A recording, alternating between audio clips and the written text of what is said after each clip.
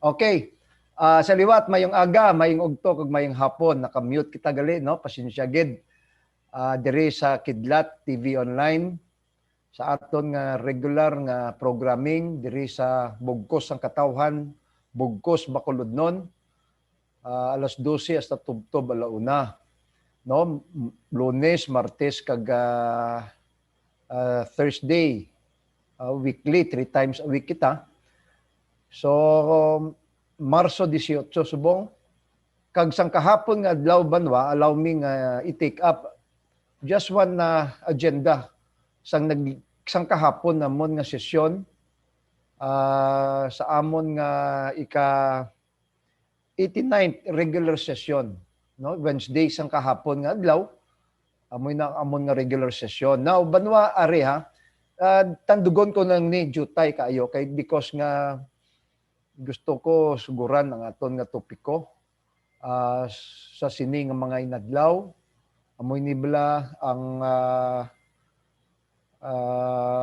the birth of a city, Bacolod, no? October 19, amuto ang silingta ang matudtuod nga Charter Day celebration of the city of Bacolod.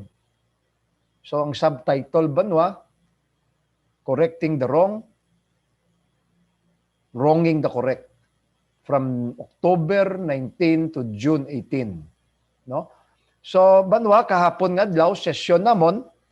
So ang isa sang amon nga gintalakay amo ini ang ginpangabay sa amon sang aton nga honorable nga City Mayor Evilio R. Leonardia for the passage of an appropriation ordinance in the amount of 130 million pesos from the accumulated surplus under the general fund. Okay. Now, banwa, ang buot silingon sina banwa, nga kung sa diin ginapangabay sa aton, sa aton nga mayor, nga kung mahimo, balo kaya hindi gani niya kami punto atong ginambal sa kahapon nga sesyon kung i-review niyo ang amon nga sesyon kahapon mga utod ko ang pamangkot ni Councilor Anne-Marie Palermo nga kung sa diin how is it or why is it nga appropriation ordinance when in fact ang amo nga pondo banwa nga ginkwaan sang sini nga pangabay sang aton nga mayor halin ini banwa siling naton sang mga sinadto pa kahadang nagligad pa nga tuig kag sa mga nagliligad pa nga mga tinuig nga surplus o kung savings nga wala bala naton nagamit. So the general course dapat banwa nga ibalik ina sa general funds. So the proper request kag ako yan, nag-upod man kay Councilor Anne-Marie Palermo nga kung sa diin nagginbalik ina, ginrevert ina under the general funds. And so therefore, kumunga na appropriar na ina sa nagliligad ng mga tuig, therefore, ang request kung tani dapat is to realign the said fund into the following. I don't want to dwell into that issue, but ang isa banwa, o kung duwa ka pamangkot ko banwa nga gusto ko mga balaan sa aton nga mga utod, amoy na banwa ang akon nga ginpamangkot sa ila, nga kung sa diin nga out of the 130 million nga pondo, 110 of that gin-silo ini nila under the item other general services. Ano buot silingon sini banwa? Amo ini banwa ang sweldo naton para sa aton nga mga job orders. Okay? No? So supplemental budget siling nila. Ara pa lang kita siling ko, way pagani siling ko natapos naton ang first quarter of 2021. Nag-supplemental budget na sila. Okay? Balo ka banwa, ari ha? Balikan talang banwa nga kung sa diin, nagpartiniser na kita nga daan sa tuanay for the year 2021. para sa aton nga mga job orders amoy ning under the item other general services in the amount of 429,759,000. Amoy na banwa ang kantidad nga ginpahigad naton para sa inog sweldo o kung inog gasto naton para sa mga job orders naton. So balo ka kung i-percentage na naton, that constitutes 17% of the total budget for the year 2021 of the 2.6 billion nga budget nga pundong nga gin apropriar naton sa sini nga tuig. Way pa kita banwan nakatapos ang first quarter sa sini nga tuig. Naging pangabay na liwat sa aton nga kung mahimo magpartiniser kita sa liwat an additional 110 million para sa mga job orders. Banwa, pareha, wala ko yan nag-oponer. Wala ko yan nagpamalabag kay BUGKOS nga siling ko. Kag-insight ko banwa under the provision sang Bayanihan Act. Balo ka banwa, ara kita subong no nagapaidalom sang ginatawag naton nga medical health crisis. Okay? Ara kita subong. May pandemya subong. We are currently in a health and medical emergency situation nga kung sa diin wala pa banwa na lift sang national government o kung sang aton presidente ang state of calamity. Nga kung sa diin banwa may ara nga laye nga ginpasar under the Bayanihan Act. Ano ini banwa ang Bayanihan Act? Nga kung sa diin the act providing for COVID-19 response and recovery in interventions and providing mechanisms to accelerate the recovery and bolster the resiliency of the Philippine economy by providing funds therefore and for other purposes. So why ako banwa nagpamalabag sang sining ayo sa aton nga mayor kay because ti allowed kita banwa kay ginbasa ko gani siling ko banwa sa aton nga mga kaupdanan nga konsehal that the local chief executive of all LGUs are hereby authorized to realign their respective local funds including but not limited to siling sang sining laye o kung Bayanihan Act, their development fund, gender and development fund, sangguniang kabataan fund, special education fund or SEF, and other local funds including utilized or unreleased subsidies and transfers in order to address the COVID-19 pandemic. Pwede banwa siling de sang among laye nga isaylo o kung i-realign ng anong man nga pundo nga makita naton no unused or unspent savings para sa mga ginatawag naton COVID-related responses or expenses. Kagdugang pagid sina banwa nakasiling man sang sining nga layi banwa nga the LGUs may also increase their respective personal services cap up to 10% for hiring additional health workers and temporary job orders. Pwede. Pwede kita makapartiniser. Pwede ni naton masaylo, ma-realign ang pundo man nga makita naton, nga way naton nagamit sa pag-hire dugang abi ilabi na gid una health workers kag ikaduwa temporary job orders para silingta for the generation of temporary jobs para sa aton nga mga marginalized and hard hit sectors, no, as well as for other emergency employment programs. Pwede kundi amo tong hambalta may ara dapat nga may mga programa nga aton local government cash for work program para sa mga manadulaan bala naton nga mga utod sang trabaho. Ini bala ang apektado gid kayo sa mga lockdown siling ta, no? Sang ining quarantine padayon nga restrictions or quarantine. So ini sila banwa matagaan ini naton ubla ining mga tawo kung mga utod naton, especially those in the marginalized and hard hit sectors ng aton syudad. So siling ko pwede. O galing banwa ang ginpamangkot ko sa ila. Kung tulukon naton banwa ang ilang supplemental other services kundi ini magadto nga mga departments banwa ang ini nga pondo. Ining 110 million pesos nga ginpahigad nila para sa mga job orders. Banwa, din ka mo nakita nga we are siling ko in a health and medical emergency situation. Pero ang departments ng City Health Office banwa, ni isa ka sentimo wala yan nila gintagaan. And so I raised that question. Kiti na kung nadumduman nyo banwa, kung tulukon nyo sang gin-deliberate na mo ng among executive budget for 2021, nagreklamo na nga daan sa aton ang aton na OIC.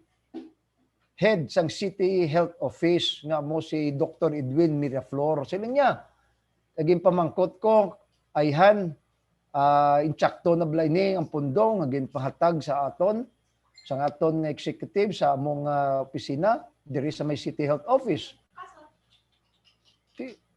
Anong hambal sang aton OIC head?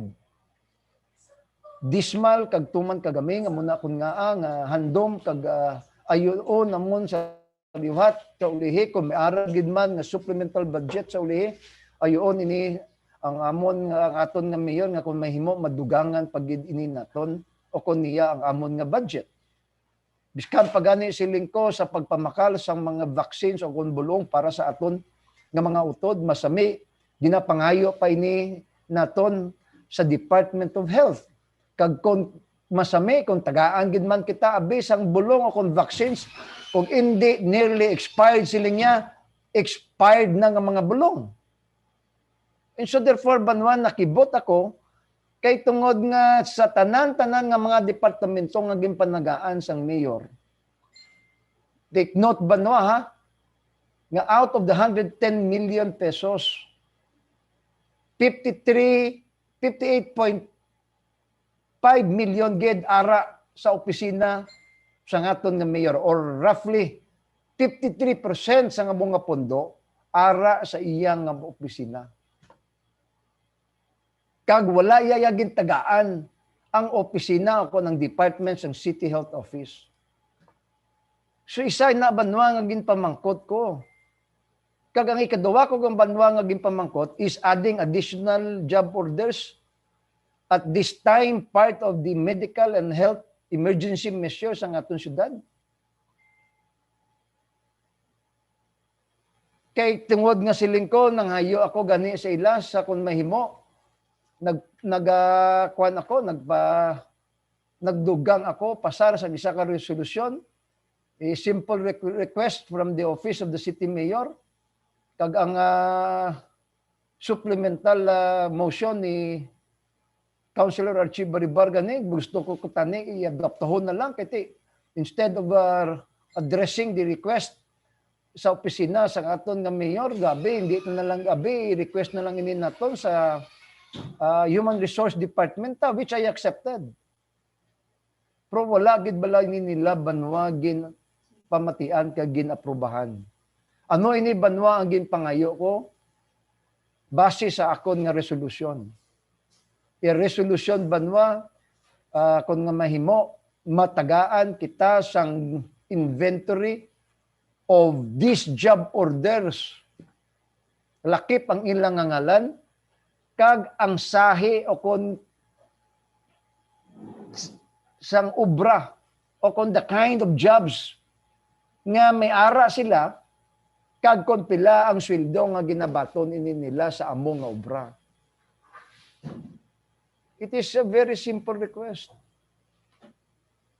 Again, banwa, gapangatyo kita sang listahan sang samo nga mga job orders kung ano nga what kind of jobs can the office of the city mayor provide tungod nga sobra matunga sa mga job orders ara sa iya nga opisina or close to 2,000 job orders or more than 2,000 job orders ara banwa sa iya nga opisina. So ginapangitaan lang ini naton sang inventaryo because these are public records, these are public money nga ginasweldo ini naton sa sini nga mga job orders.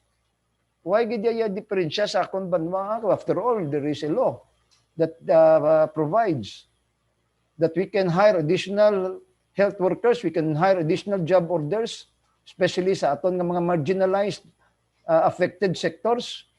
Ining natawag naton nga cash for work program. Tinga hindi nila paghihatag sa aton ang among nga inventory. Amoy na banwa kung nga nagaduda ako nga may ara naman nisda nga ginatago because banwa balo ka. True enough, ining mga job orders has already become a political currency. Political currency banwa, hindi na ginalan banwa nga bayaran mo kung tagaan mo kwarta, papaubrahon mo lang. Kaga makuha mo na inisiling ko ang mga ini nga mga tawo. Considering banwa that the office of the mayor is a political, mainly a political department or a political office, they have made, ginkuha, ginobra na lang nila ang job orders as a political currency para banwa sa palabuto na naman ng eleksyon. Amoy na ya banwa ang suspitsa ko because from a very simple request, silin ko nga isa kada inventaryo lang man sa ngalan kag sang ano nga mga obra ang ihatag ginin naton sa sini nga mga job orders including the salaries. Hindi nyo gid banwa pagitagaan ang pumuluyo sa siyudad sa Bacolod. After all, these are all public documents. After all, these are all public funds. Korta ini banwa o kung kaban ini sang pumuluyo sa siyudad sa Bacolod. So amoy na banwa kung nga ang ay questioned sang kahapon nga adlaw sang pag-take up ini namon dugang banwa nga pundo para sa pag-hire sang additional job orders diri sa siyudad sa Bacolod. So anyway, hindi na ko magalawig sa sina nga punto. I post this challenge before the general public ayan nga kun nga wala pa kita naglambot o kung natapos ang first quarter of the year 2021, we have already siling ko allotted close to $500 million pesos of the budget of the 2.6 billion intended sa mga job orders yet subong pa lang daan gindugangan na ini nila through a supplemental budget in the amount of 110 million. So therefore, ihaboy ko na lang ina sa pangunahuna sang aton nga mga utod diri sa siyudad sa Bacolod. Because again, banwa, these are public funds. Nga kung tani makaambit initi amoya ang bilog na kalabanan naton nga mga utod. Especially morso siling ko nga ara kita sa tunga-tunga sa pandemic dapat ang among nga pondo dapat ipartiniser ini naton for COVID-19 related expenses or responses. Pagdugang abi hire sang mga additional health workers no nga makabulig sa aton no tapna sang sini nga pandemya. So sa liwat banwa part 3 na kita sa aton nga episode kag gusto ko talakayon banwa sa liwat ang ini nga issue. Now, may naga-text banwa kun nga ang gusto ko gid ni Konsyal Gamboa nga ipatpat ang ini nga issue. Gusto ko gid bala banwa puson nga gusto gid ni Konsyal Gamboa bukon ang ini nga issue. Kiti after all though ang iban nga texter siling nila di man sila ya interesado gid kag buringan sila sa sini nga issue. Pero banwa, let me cite this kung ano banwa ka-importante ang ginatawag naton history. No? We need to create siling ko among our people a, a high level of consciousness, respect, and pride for the legacies, no? Or the rich cultural history and love of history sa aton syudad.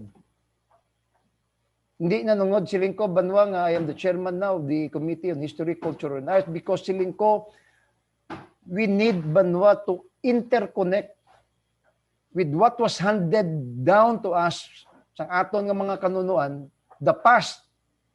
Kag responsable dapat kita nga ipreserba ang ini nga mga bagay banwa para sa aton nga mga kabataan kag sa sunod naton pagid nga mga apo sa sunod nga mga henerasyon. That is how important is history para sa aton.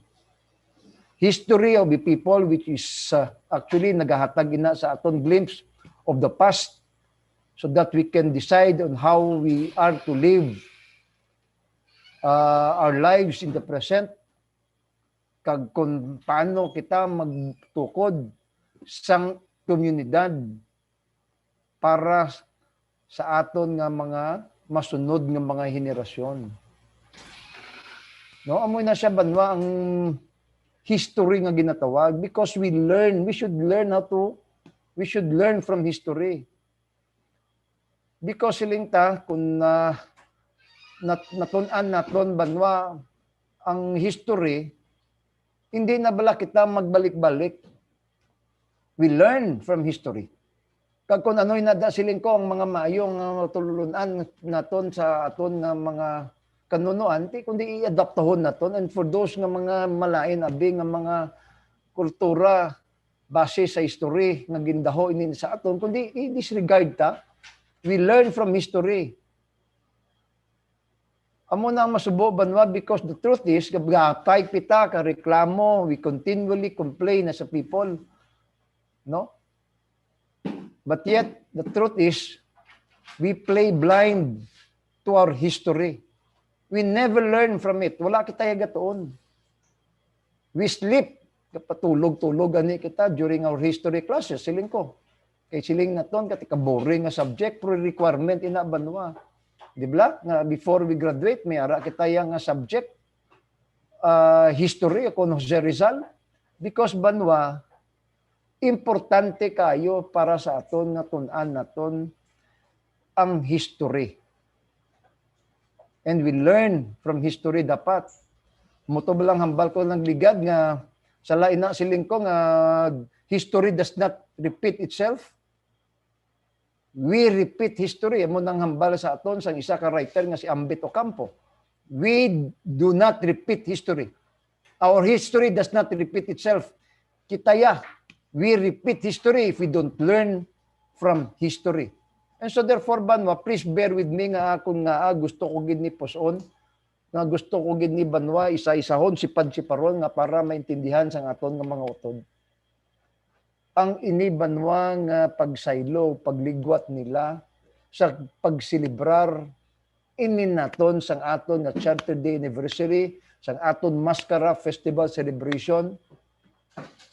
First, on the 4th Sunday of every month of October, from the 3rd Sunday, near the October 19 Charter Day celebration. Isay na banwa nga paglipas, pagsupak sa aton nga history, pagsaylo sa adlaw sa pagselebrar sa aton nga mga Mascara Festival.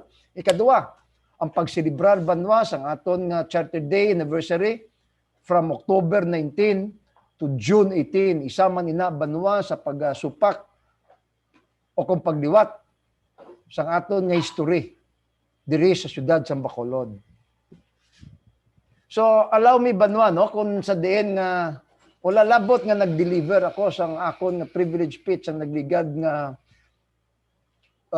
June 13, 2017 sa sining ordinansyal sa bylaw ini nila sa pagselebrar sang Mascaras Festival highlight on the 4th Sunday of every month of each year from the 3rd Sunday of every month of October of each year.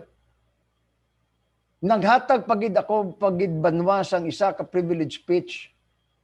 Bahin naman ni sa isiling ko sa isyu nga pagsaylo ini nila, plano pagsaylo ini nila sang pagselebrar sang Charter Day anniversary from October 19 to June 18. Okay? So ginhatag ko ini banwa kag deliver ko ini among nga privilege speech sang nagligad nga June 20 of 2019. No? Dire sa konseho sa Sangguniang Panglungsod. So if kung tugutan niyo ako banwa, basahon ko ang kaungdan sang akon nga privilege speech. Okay? Now, this is online, siling ko, on the proposed bill number 5875 introduced by Representative of the Lone District of Bacolod, Congressman Greg Casataya, along with C. Alvarado, Cueva, Nieto, and Primcias Agabas. Amoy ni banwa ang mga co-authors ang among proposed bill nga ginduso sa aton nga congressman of the Lone District of Bacolod City, Greg Casataya, which is now known as the House Bill 7044, or better known as an act declaring June 18 of every year a special non-working holiday in the city of Bacolod, province of Negros Occidental, to be known as the Bacolod City Charter Day, in commemoration of the day President Manuel L. Quezon signed and approved into effect Commonwealth Act number 326, creating the city of Bacolod as amended by the Senate at the Senate of the Philippines for the approval on its third and final reading.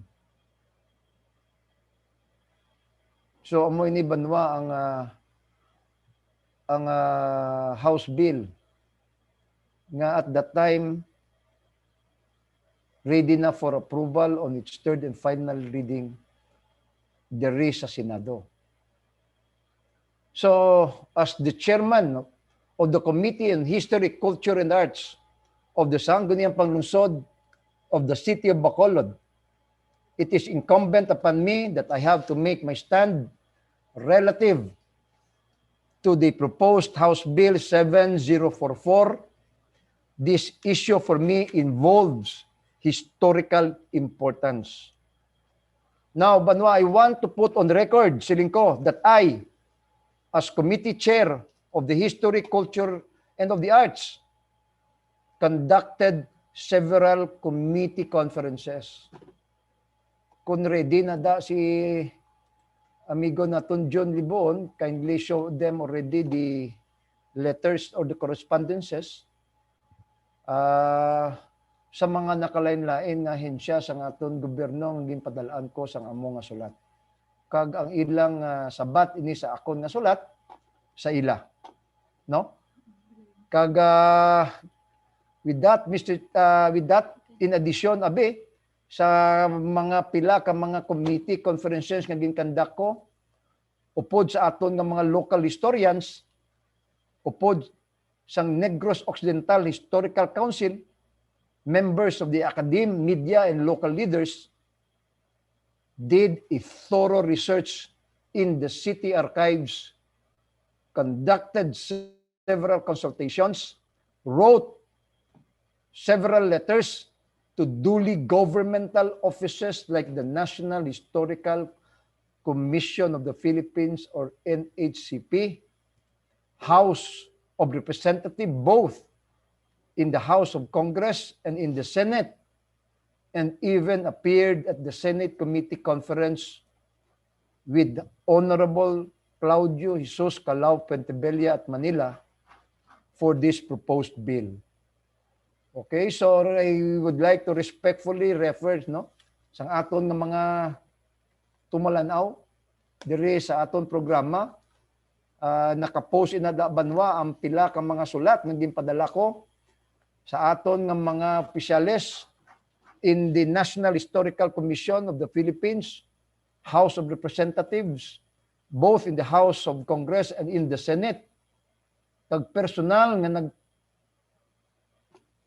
nagpakita kag nag-appeal didto sa Senado upod sa kay Councilor Claudio Jesus Calao Pentebella. So kung makita naton banwa, ara inada ang sulat ko kag ang balik nga sulat sa akton sang aton nga chairman sa National Historical Commission of the Philippines, Dr. Rene R. Escalante. Ginbalikan niya ako ni banwa regarding sa ilang pagtanaw kung sa ilang posisyon nga ko ayhan insakto ba lang ang liwaton naton kag ibaylo ini naton ang pagselebrar sa aton nga charter anniversary from October 19 to June 18 o kung hindi. Lakip man banwa ang sulat nga ginpadala ko sa opisina ni Senate President Aquilino Coco Pimentel III. No? Kag ginbaton ini banwa sang ilang Chief of Staff Attorney Daniel T. Solomon. Kag ang ikatatlo banwa ginsulatan man ini naton sa liwat si Dr. Rene Escalante dated July 23, 2018. Follow up ini banwa sa aton nga inquiries base sining banwa nga House Bill o Proposed Bill 7044. No, amo ini banwa ang aton nga correspondences nga ginpadala sa Commission on National Historical Commission of the Philippines o kon NHCP kag labot banwa ginpadalaan man ninin naton sulat si Honorable Cynthia Villar, Senator o diri sa Senado na kung sa diin dalakip man ini dito banwa ang pila ka mga dokumento, no, bahin sa sining issue nga kung nga panindugan kita nga hindi dapat nga isaylo ang pagselebra sa aton nga Charter Day anniversary from October 19 to June 18. So amo ni banwa ang mga correspondences nga ginsulatan gid dinhi naton nga banwa ang tanan-tanan kutob nga malambot naton para lang ay pabalo sa ila. Kag nangayo man kita banwa sa ila sang opinyon base sining tikang nga pagbaylo ini nila sa aton Charter Day celebration. So padayon banwa sa akon nga privilege speech siling ko nga for I before you to the people of Bacolod and for the generation to come firmly stand and believed that October 19 is the true and correct Charter Day of the city of Bacolod. If the bill will be approved, our 80 years practice of celebrating October 19 as Charter Day that have been formed part of our customs and traditions that even the National Historical Commission finds no compelling reasons to set aside shall be disregarded and trampled upon. For 80 years, we celebrated October 19 as the Charter Day of Bacolod City. It has been part of our tradition that celebrating it together with our Mascara Festival as the highlights a wonderful, colorful, and one of the most festive celebration of a Charter Day of the cities in this proud or in this country and of the world. A historical festival that helps instill the minds. A historical festival that helps instill in the minds and hearts of the people on how we celebrate our Charter Day here in the city of Bacolod. So bugal banwa nga sa pagselebrar yan naton sa aton nga Charter Day, ginlakip iniyan naton ang Mascara Festival, which is no siling naton may festive lang pagselebrar. So isay ni banwa nga ginapabugal ta because biskan tulokon naton sa iban nga mga syudad diri sa aton pungsod Pilipinas o sa bilog nga kalibutan banwa, diri lang niya banwa sa syudad sa Bacolod nga ang aton Charter Day anniversary ginaselebrar niya naton sang siling naton pinaka masadya, colorful, festive and wonderful celebration.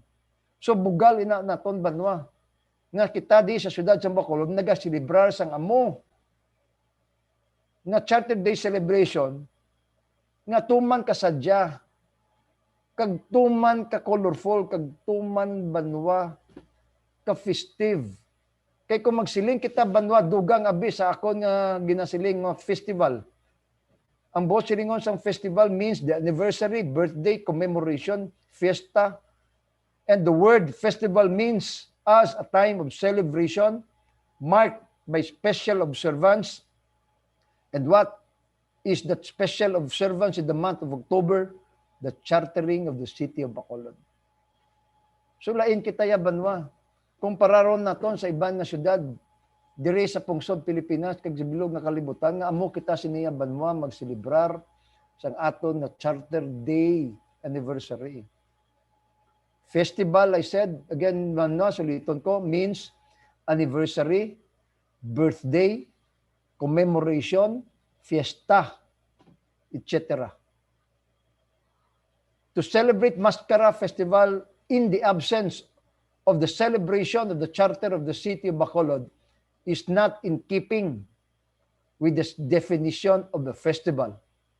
It would be a sounds and sights with no significance or whatsoever. However, it is not what I most feared of. It is the historical and legal implications that can be brought by this proposed legislation, siling ko. There are several factual documents supported by laws that would justify October 19 and not June 18 as the true Charter Day of the City of Bacolod. To begin with, since our Constitution was patterned to the American Constitution, we cannot negate to consider the correct rule as to when a municipality, city, or a republic can be created. Balo ka banwa, when we chartered the city of Bacolod, chimpo to banwa sang we are under the Commonwealth rule. No, ara kita sa idalom sang Estados Unidos. Even the crafting of the 1935 Constitution was patterned after the American Constitution. Amo na kun maabanwa when then President Manuel L. Quezon took his oath, he also likewise pledged his allegiance to the American flag and to the Filipino flag, because at that time, ara pa kita sa nagapaidalom sang Commonwealth government under the United States of America. And so therefore, it is only fitting kung basahon naton banwa ang aton nga mga layis sadto anay, especially in Commonwealth Act, dapat it has to be in reference always kung ano ang intent and purpose o kung ano ang thought sang aton nga mga framers at that time when they crafted or they approved this law o Commonwealth Act. So, klaro banwa, in the American Constitution, specifically Article 2, Section 1, Clause number 8, requires the President to take an oath before he enters on the executive of his office. The sworn-in ceremony made prior to the beginning of his duties was called the inauguration. Sa malipot banwang sigulanon, before siling nilade nga ang presidente, no, can enter and function the executive powers or functions of his office, dapat take oath gid siya yanay. Kagang siling ni de, the sworn-in ceremony made prior to the beginning of his duties ang tawag sina inauguration. Okay? And the word inauguration is very important to consider because the cityhood of Bacolod was under the Commonwealth government, under the 1935 Constitution of the Philippines.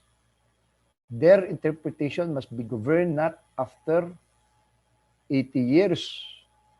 It might be inconsistent to what the framers thought and intent. So, amoy na banwa ang privilege speech ko kag dugang abi banwa. The word inauguration can be found in the 1935 Constitution of the Philippines, specifically in the transitory provisions Article 16, Section 6, that states, under Section 6, the provisions of this Constitution, except those contained in this article and in Article 5, and those which refer to the election and qualifications of officers to be under this Constitution, shall take effect until the inauguration of the Commonwealth of the Philippines. It is therefore safe to conclude that during the inauguration is when the true city of Bacolod was founded.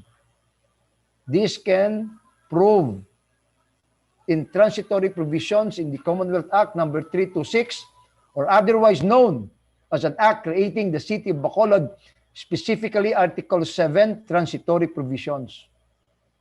Section 50 of the said act provides, pasahon ko, change of government. The city government provided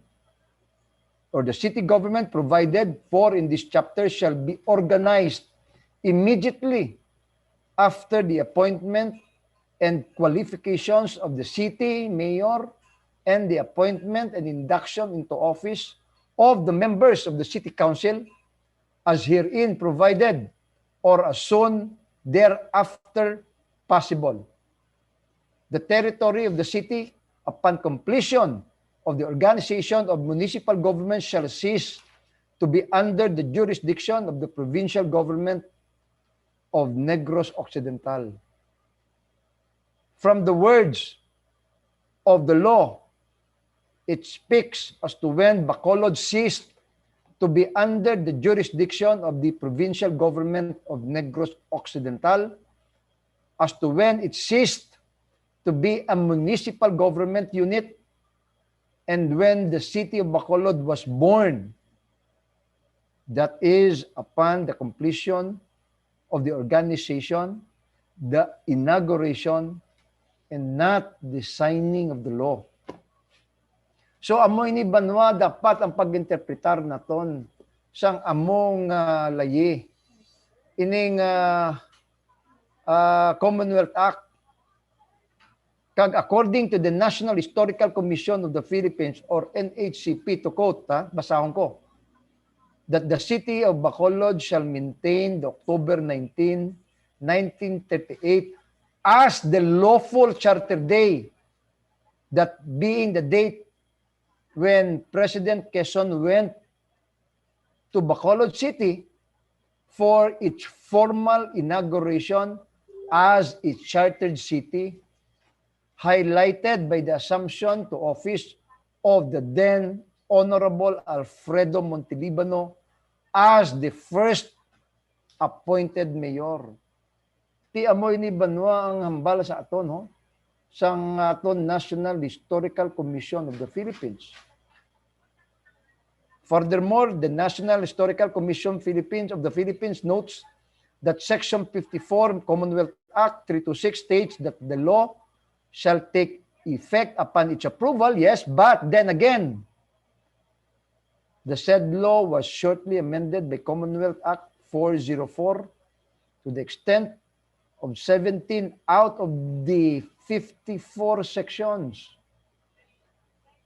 Gimpirmahan ina siya banwa ang ina nga original abi nga Commonwealth Act, which is Commonwealth Act 326, that this law shall take effect upon its approval. However, gin-amend pag na banwa sang bag-o pag nga layi nga ginpirmahan ka ginlagdaan man.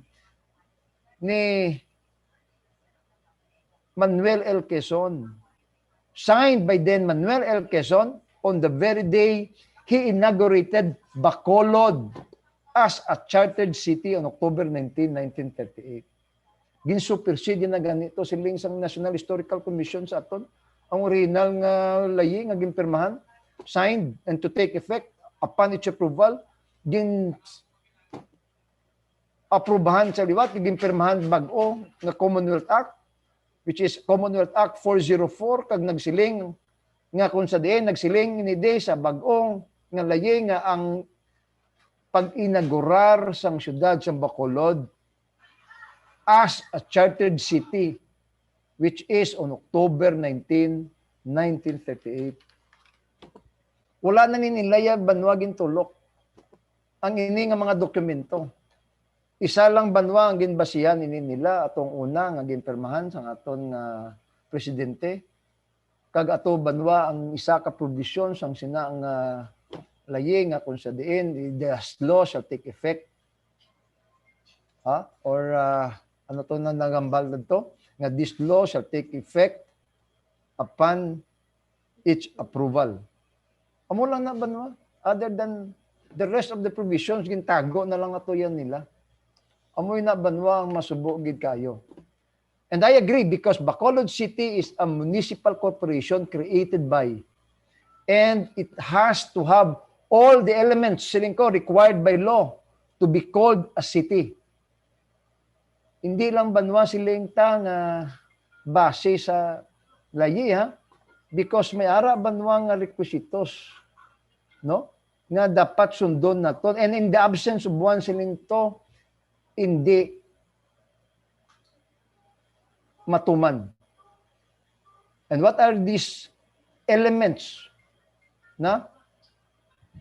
Number one, the legal creation for the city of Bacolod, which is Commonwealth Act 326, yes.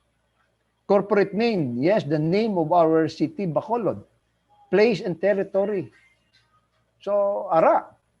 But number 4, banwa, inhabitants constituting the population or suliton ko number 4, inhabitants constituting the population who are invested with political and corporate power which are executed through duly constituted officers and agents.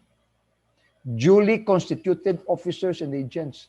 Absence of any of the above stated elements for a municipal corporation, it cannot be called a local government unit.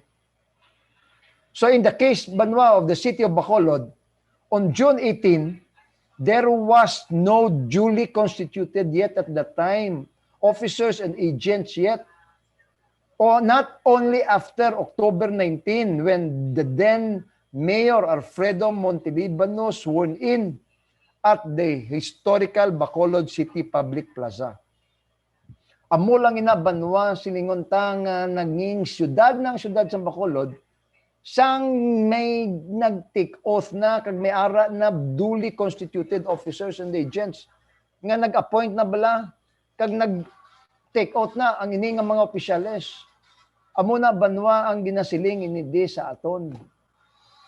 Likewise, Section 14 of Republic Act 7160, or otherwise known as the Local Government of 1921, provides Section 14, basahon ko, beginning of corporate existence.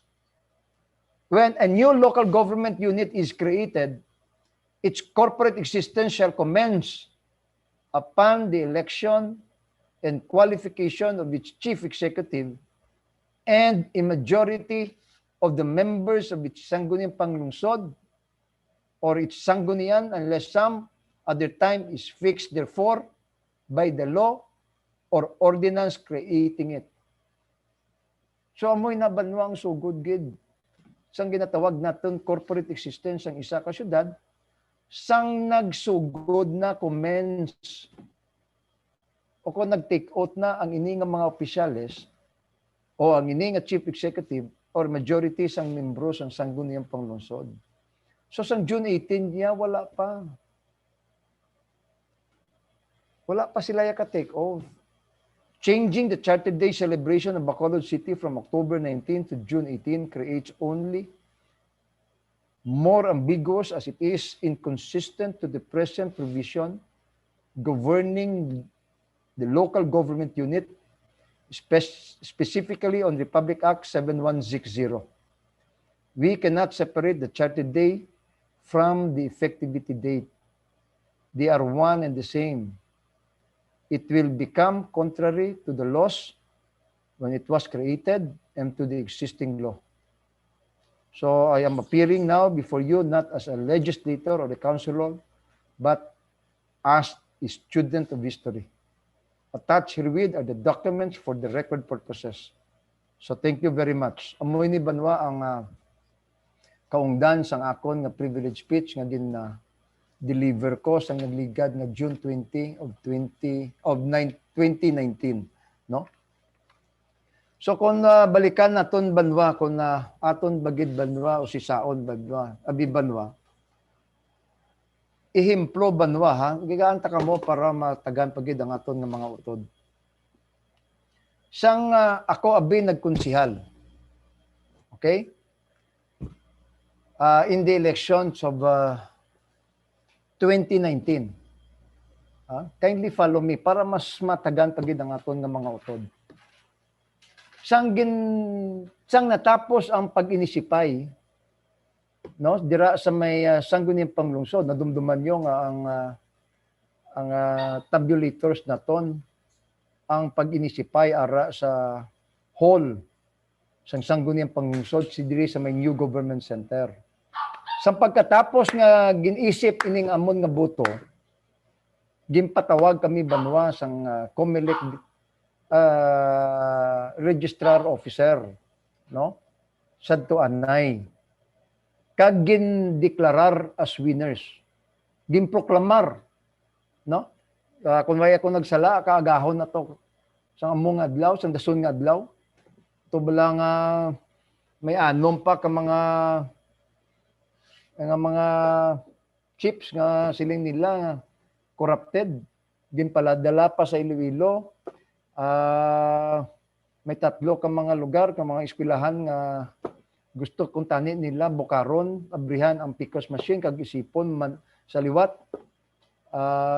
Diri sa may Bonifacio Elementary School, diri sa may Paglaom, kag ang isa diri sa may Vista Alegre.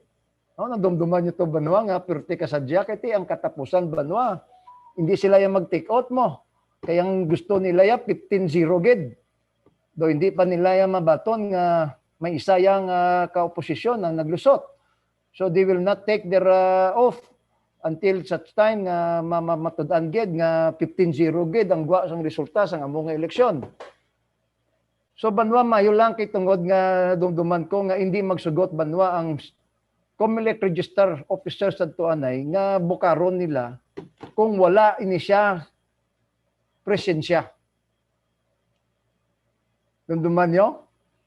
Nga nobody from the schools, no? Be it siling nila ang principal o kung mga maestrada nga pwede nila yung bakwaron ang ini nga BUGKOS machine until such time nga ara kuya witness sa sina nga pag-inisipay o pagbasa sa liwat sang among nga mga papel. And at that time Banwa, in fact gani nagabihan na ganito kay tungod nga ginulat gid kag ginbukad gid sa tubangan sang COMELEC registrar officer. Kag ang katapusan gani Banwa ini sabay paglaom kay nagasirom-sirom na kag gin-brown outan pa. Nga siling sang aton nga COMELEC registrar abi karga nyo na ang BUGKOS machine sa salakyan kag dalon ini siya sa new government center. Kag didto nato niya bukaron. O nag-brown out mo. No? Gabi na, nagasirom-sirom na, delikado na. Kag sa sulihi Banwa napamatud-an nga si Konsyal Gamboa ya ang ikadusing nga konsihal. And so right there and then, pagkatapos hindi nila isip, kaagahon na, sa dason nga adlaw, gintawag ako nila nga lakat ka na di Konsyal Gamboa because all the winning candidates siling nila including myself, as the 12 elect councilors, naggingagaw banwa sa sangguniang panglungsod dira sa may new government center kag deklarar as winners. So hindi pa kami banwa konsihal. We were presumptive councilors pa lang at that time. Gusto ko bala banwa i-reference ini because when that law was signed by the President, hindi pa ya siling ko ya effective.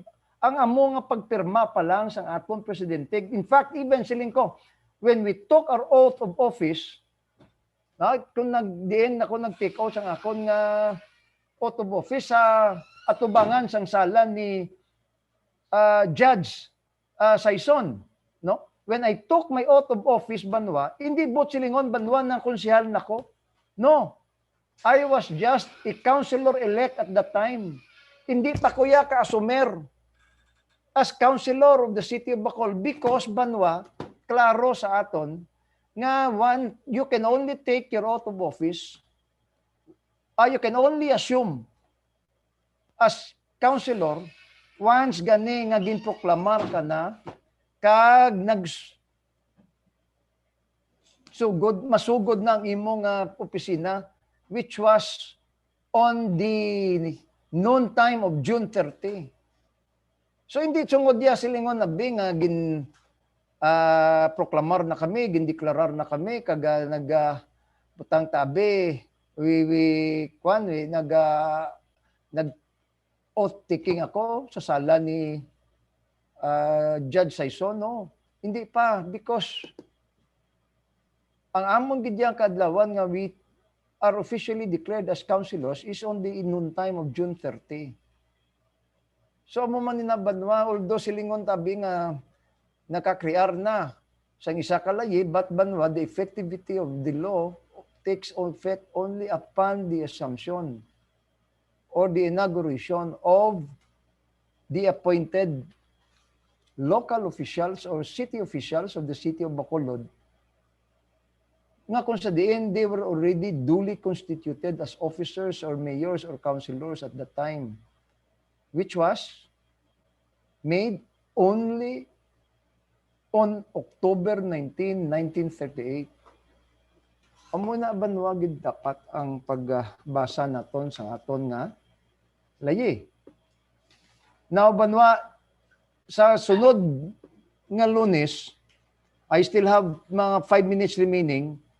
Aton na banwag nga bisita si primo ko Ramon Severino Conlo, kag si primo ko man Hill Severino. Now banwa sa siling ko sa sugod banwa nga si primo ko ya Ramon Conlo ukay gidya kang nagtuon gidya, a very comprehensive study and research ang ginhimo ya during the time nga gin-lockdown kita abi. Siguro na bored siya, so do hindi siya magpakali amo to kung gin obraya ang dapat niya siling niya ilimuon o lobrahon kay hindi siya magpakali nga kung sa diin nga ginliwat ni nilaya celebrar ang aton nga Charter Day anniversary from October 19 to June 18 until finally banwa nga nakakam up ini siya sang isa ka kompleto kag isa ka komprehensibo nga pagtuon research amo ini banwa ang i-take up namon sa sunod nga Lunes. Upod man sa isa ka professor sang social sciences nga amo si Mr. Hill Severino, primo ko man. Okay, so minabanwa please stay tuned. Na-take up ko na ya ang akon niya nga bahin sa pagtuon during the time nga gina-take up ini namon sa sangguniang panglungsod. Nag-research man ako, ginukay ko man to ang opisina sa archives dire sa siyudad sa Bacolod, dira sa may Rizal Elementary School. Nagsulat ako, pila ka sulat ang ginsulatan ko. Ang aton nga mga congressman, ang aton nga mga senador, ginpanulatan ko, ang aton commission, the National Commission on ang National Historical Commission of the Philippines, ginsulatan ko, etc. So amoy na yabanwa ang bahin man nga gintinguhaan ko, kag ginobra ko para lang nga maiaraman ako kaugalingon balang nga panindugan bahin sa sini nga isyu. Okay? So wala na kita time but allow me to to shout out, no? May 3 pa kita ka minuto. Gretchen de la Cruz, good noon, Councilor. Hilmar Manginuevo, yes, good noon, Councilor. Hello from Cassandra de la Rosa, from Isabel de la Rosa, good noon. Mr. Pete Pico and Mr. Ramon Severino Conlo Jr. are watching. Well, thank you.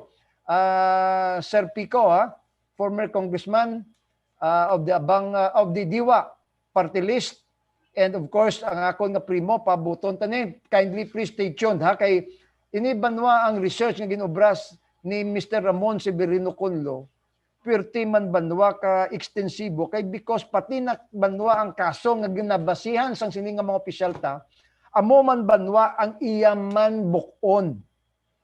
Kag pakita sa aton nga ang linya lang niya banwa nga para sa ila nga mausar balang nila banwa para sa ila, amo lang niya banwa ang ginsight nila pero waya nila gintulok ang kabilugan nga kaso.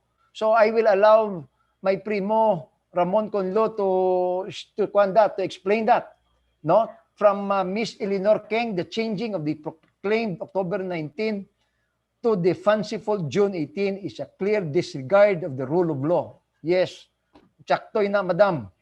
You have two heritage ordinances that protect and preserve this October 19 date. Yes, that is true. May ara na akong banwa, duwa ka kaungdan ng mga ordinansya. Amo ini ang an ordinance regarding the intangible as well as the other ordinance regarding the tangible cultural heritage nga dapat proteran naton kag i-preserve naton. Pero ano ang ginhimo sang Leonardia administration? This is a clear reflection of how governance is conducted in Bacolod City. We never learn at all. No, the famous coup d'etat of Andres Bonifacio at the Tejeros Conventions comes to mind. We never learn from this. So ano ang matabo sa aton? Yes, that is correct. You know, namutubla siling kong texter bala nga kung sa diin na dumduman ko nga it is only to appease, no? Para lang niya sa tuyo sang isa naton kapolitiko diri nga that he will be remembered in the history or in the annals of the history of the city of Bacolod. Buhi pa gani siya, gusto niya na nga di siya malimtan by changing the history of the city of Bacolod that he will be remembered sining niya nga nagkorher kuno siyang aton nga pagdiwa o pagsilibrar sang Charter Day anniversary. Nga manging nanay, manging nanay, manging tatay. One slip of the tongue ato, manging tatay siya kuno sa pagkoreher sang aton nga matutuod nga Charter anniversary. Po siling ko, wronging the correct. Siling ko, from Ma'am Amparo Laguardia, yes ma'am. Grabe ka daya gid sang Grupo Progreso. Manipulation of public funds and appropriation. Yes, not only siling ko the manipulations of public funds and appropriations, but the manipulations of our history and the rich cultural heritage of the city of Bacolod, amoy na banwa ang ginahimo nila sa aton. From Mr. Ruby Sarel, my student in SGI, that was grade 4. God bless you always and your family. Yes, salamat gid. Yes, salamat gid. Ma'am, sir, sa imong gintext. So, wala na kita time.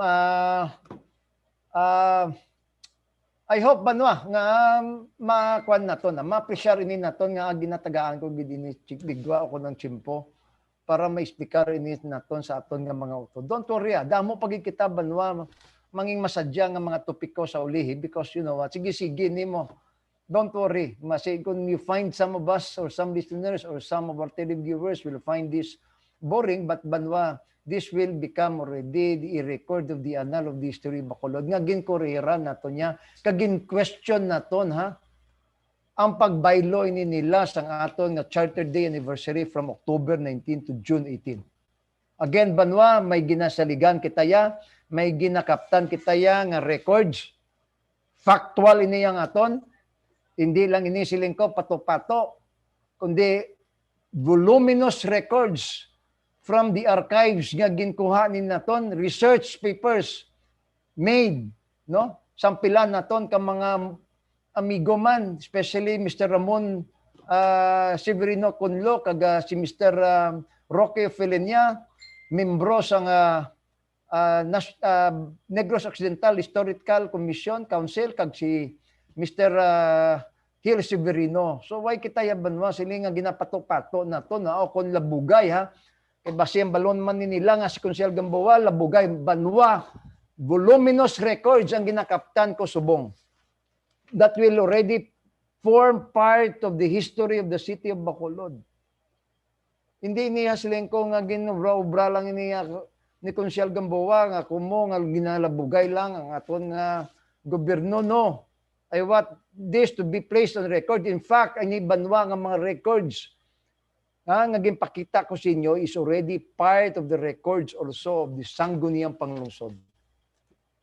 So hopefully, base sa ulihin, may mga leaders kita sa ulihin nga bukaron ini sa liwat, tunan ini nila sa liwat, base pa lang banwa nga pamamatud-an gidman nga husto gidman gali si Konsehal Gamboa. So sa liwat, why nakita time sa aton nga mga televiewers sa Lunes nga adlaw banwa ha. Please stay tuned. Kay iniyang ginaimbitar ko nga mga resource persons. These are already siling ko makabig naton mga experts, no? Nga mga bisita o kon resource persons banwa para ipatag kag ispikar ini sa aton dugang sa ginispikar ko sa inyo sa mga nagliligad nga mga inadlaw. So kindly please like, no, and share sa akong page Wilson June C. Gamboa Jr. So sa aton ng mga tagpalamate, sa aton ng mga televiewers sa liwat, wala na kita time. Sa Lunes naman nga adlaw, alas 12 hasta tubto, balauna sang hapon. Madamo, kag madamo gid nga salamat, mayong aga, mayong ugto, kag mayong hapon. Salamat.